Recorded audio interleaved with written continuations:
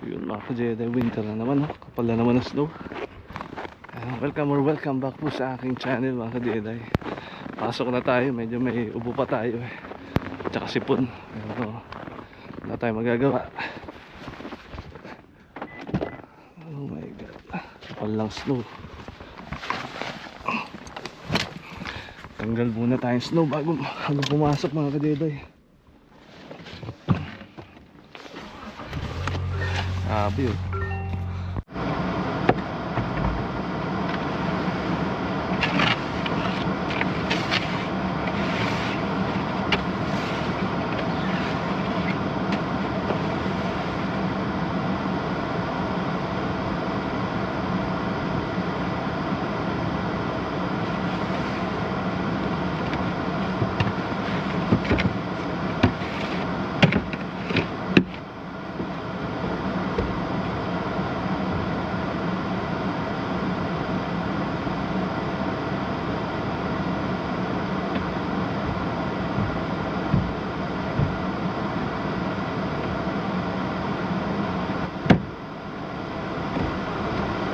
Ako, naiwan ko pa yung phone ko. Yun mga ka-Jedi, natapos na yung ating duty. Actually ano tayo, under time tayo ng isang oras kasi nga hindi busy. Ay, nag-i-snow pa rin mga ka-Jedi. Ayan. Alis tayo tapos papasok. Nag-i-snow pa rin mga ka-Jedi. Grabe, makapal naman yung snow na nilagay na kasi ito. Pinapakan ito, malalim na rin. Ayan. Hindi pa rin tumitigil yung snow mga ka-Jedi. Buhay dito sa Edmonton. Tapos ang temp is -20 mga ka-Jedi, no?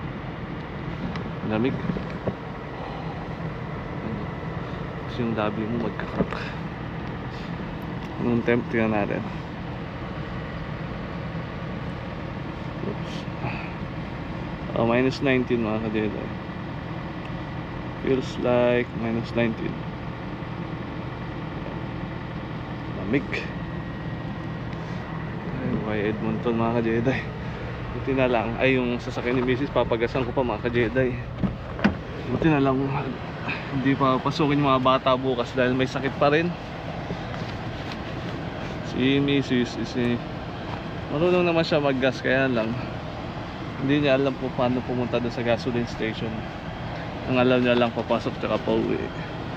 Kaya pag nalilipat siya minsan ng office, tinuturo ako muna mag-drive, mga ilang drive muna para malaman niya kung paano pumunta tsaka pumasok. Hindi rin siya marunong gumamit ng mapa mga ka-Jedi. Kaya kailangan may driver yun. Tanggalin ko lang snow sa sasakyan natin mga ka-Jedi. Yun mga ka-Jedi, ano oras na? 1:30. Madaling araw. Sasakyan naman ni Mrs. yung isusod natin mga ka-Jedi at pagagasan natin.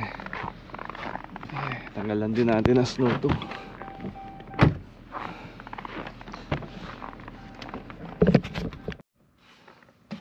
Bigyan naman natin siya ng washer fluid mga ka-Jedi, no?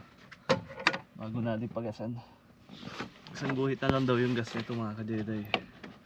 Tapos appear na rin sa may dashboard, wala na ring washer fluid mga ka-Jedi. So ito, hindi to nagpo-frozen hanggang ito, -35. Ayan mga ka-Jedi. Yung nag-i-spray sa windshield mga ka-Jedi.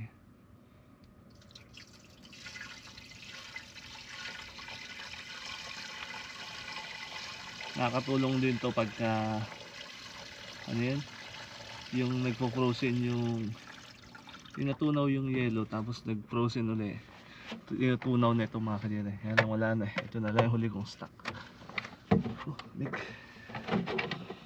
Busy natin kahit tapos na trabaho. Tapos na natin ito. Ngayon time na para magpagas mga ka-Jedi. Sa tayo drive na natin itong sasakyan ni Mrs. May drive to sa highway. Gusto kong malaman kung may problema. Pero mahirap mag-drive sa highway ngayon mga ka-Jedi. Hindi pwede mabilis.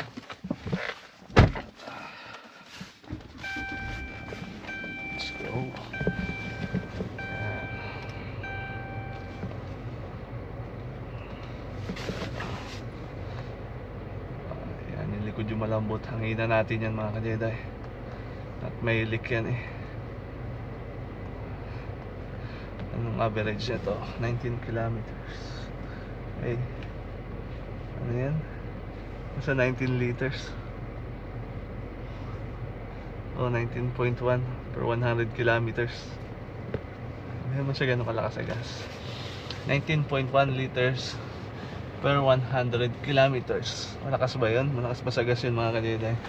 Hindi ko sure eh. Pero tingin ko sakto lang. Tara, isa tayo mga ka-Jedi, no? Isa pa. Kailangan ko na rin i-oil change to mga ka-Jedi. Baba ko lang itong GoPro ah. Yun mga ka-Jedi, buti na lang wala ganong tao dito, hindi masyadong delikado.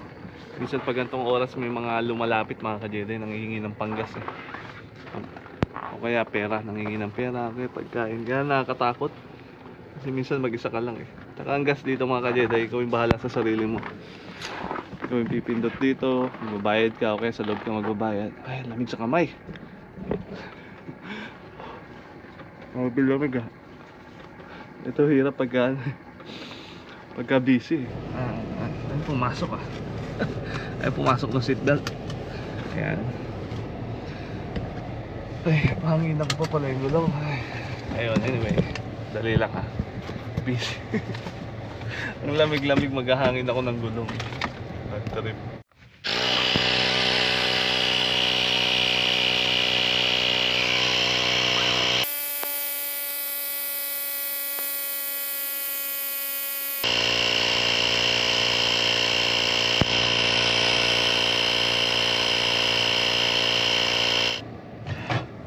Grabe lamig mga ka-Jedi. Ha? Naka-heated jacket ako. Kaya lang. Ay, minus 19 eh. Wala akong doble. Basta muna tayo mga ka-Jedi na.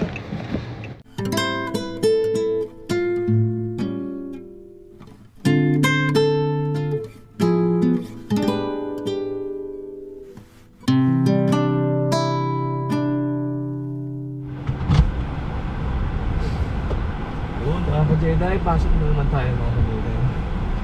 Sabahan na naman. Patay tayo bluetooth ka. Tinawag sa basis. Patay na.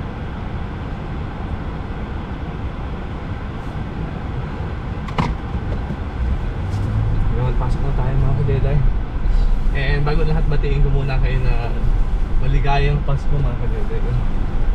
Nasaan man kayo, maligayang Pasko po. And gusto ko lang magpasalamat sa mga nanonood tsaka mga subscriber natin mga ka-Jedi. Kung wala kayo, wala din si Jedi Cycle mga ka-Jedi.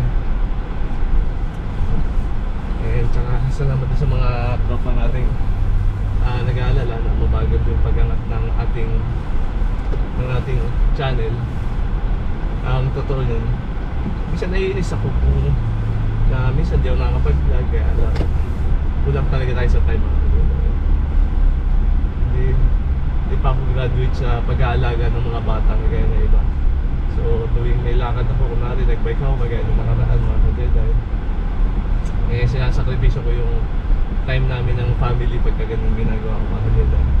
Na dapat maalis kami ako, nanonood kami ng movie sa bahay, kaya nagpapahinga na lang ako para makabawi ng tulog. Alam mo naman kulang ang tulog natin mga ka-Jedi. Pero gusto ko mag-vlog mga ka-Jedi, kaya ginagawa pa rin natin kahit minsan twice a week lang o kaya once a week.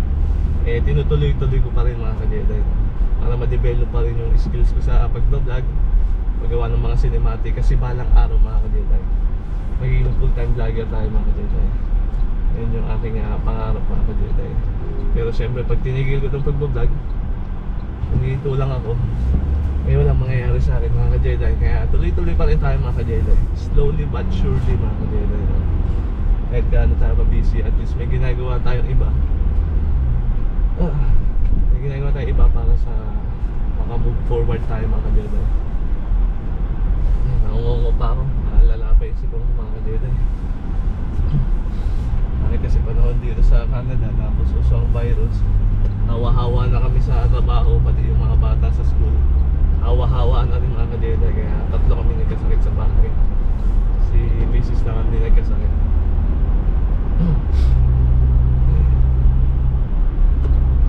May merge lang ako mga ka-Jedi.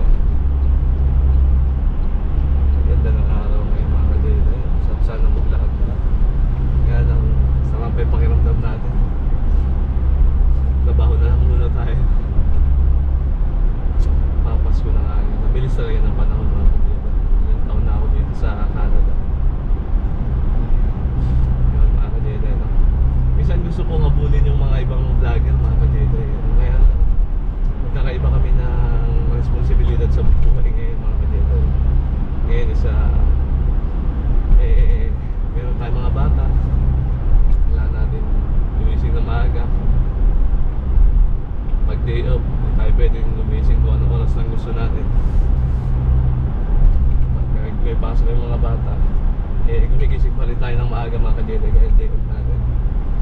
Kaya minsan nakakatulog ako 4 na or 5. Mahirap matulog minsan pag galing sa trabaho.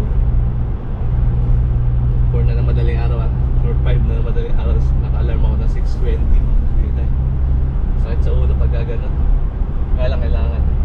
Tagal-tagal pa bago graduate sa gano'n mga ka-Jedi. Kaya medyo hirap tayo sa pagbo-vlog pero tuloy-tuloy pa rin natin. So ngayon sinasakripisyo ko is yung unting oras ko sa pagbo-vlog. Hindi ko pwede sakripisyo masyado yung oras sa family mga ka-Jedi.